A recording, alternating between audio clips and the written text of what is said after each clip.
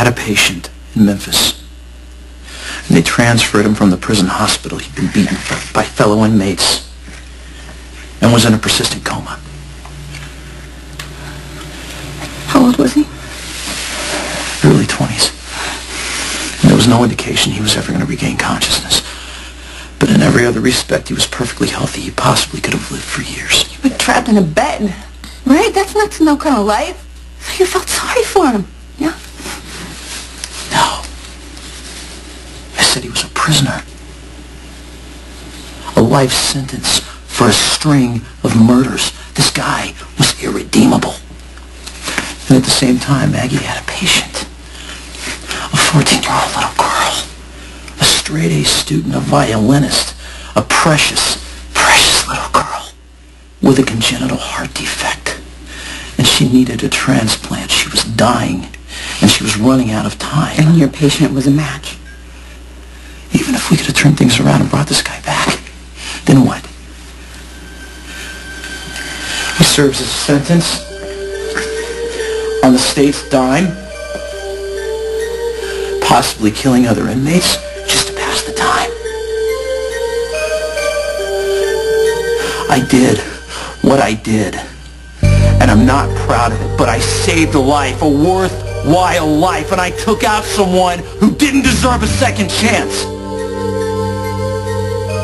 I'm not accusing you of anything, Dolores. I'm just pointing out the fact that you were the only one near the computer at the time the photos went. You just started working here. You're not a detective. Okay, well, can we just take a time out for a second here, baby? Did you really accuse her? She's the one who told me she was the only one near the computer when the photos went missing off of the hard drive and the cell phone. Why would I delete evidence on my own case? Well, it's not just your case. There's been a lot of victims who were all attacked the same way, and And who was the one making all the noise about the department not paying attention? Okay. Me. Okay, great. She's right. She's worked harder than anyone else to find the guy who's been beating up the dancers. She was the one who realized we brought in the wrong suspect in the first place. So why would I destroy evidence? It makes no sense. Oh, detective, just because you're having a bad day, does that mean you should take it out on your partner or your wife? You should watch your mouth. Yeah? Hey, everybody, Sonny Corinthos made bail. Isn't that great? Despite your best efforts.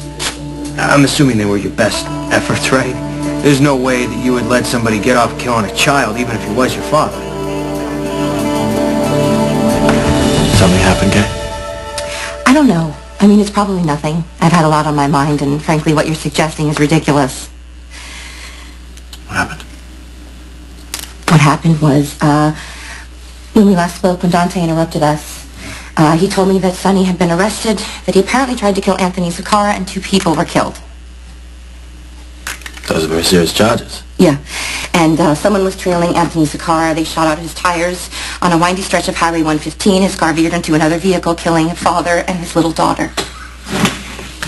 That's very upsetting. The police recovered the gun that caused the accident. Okay. There were no fingerprints, no serial number. Right, so how does any of this connect to Sonny? Because the gun was found here in my office. I appreciate your concern. No. Don't misunderstand. I am so not concerned about Todd. I just don't want to get caught up in another fallout of one of Todd's disasters, that's all. He did seem a little intense. A little? But then he calmed down when I told him that Sonny was arrested. Well, Sonny was arrested? Last night. Anthony hates my father, okay? He would do anything to hurt him, even blame him for an accident he didn't cause. Why? It started out as business, but now it's personal. I mean, Anthony and my father have been fighting for years. Like a feud? Yes, something like that. I mean, it's a little more complicated, but it's... I don't understand. That's how my uncle died.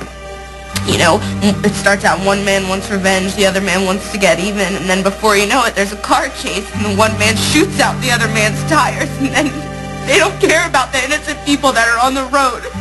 The innocent people that make it hurt. I'm sorry. Your dad wanted revenge. And in return, my family died. Is he happy that he ruined my life? Sonny's in jail? That's great. That means Todd can't get to him if he's in police custody. Todd told me about his daughter. Is she your daughter, too? Yeah. Oh, I'm so sorry. That was my son Michael pulled your daughter from the accident. I didn't realize. He's a lovely boy. Thank you. He, really wish there was more he could do. I'm just grateful for what he did do. I guess there was nothing that anyone could do to save Hope or Cole. I'm sorry. I'm angry. I'm really angry. And he's the father of your children. I get that. But I swear to you, if he had anything to do with the Sonny death is responsible, he needs to pay. Well, I can sympathize with you because after what Todd has done, I can't wait until they lock him up for good. I don't know where you're getting your information, but I didn't kill anybody. My daughter Star says that I know what happened, and I'm very sorry for your loss. My loss. My 3-year-old granddaughter was strapped into a car that you sent tumbling over a cliff. It was a tragedy. It was murder, and it's on your head. Wanting justice is not the same thing as me being guilty. My daughter Star says that a Mr. Sonny Corinthos shot out the wheels of the other car. Right. But sometimes you shouldn't believe everything you hear. Where are you going? We're not done talking.